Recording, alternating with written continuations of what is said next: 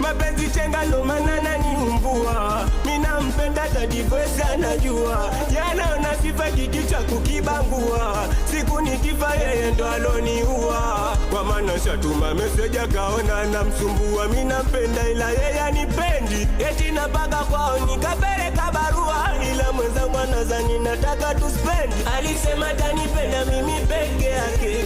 Sikwe na yeye tonacha mwenyewe. Kampa peremende ajirambe. Asa mbona leo ananidanga mchumba. Lisema tanipenda mi peke yake. Nisikwe na yeye tonacha mwenyewe.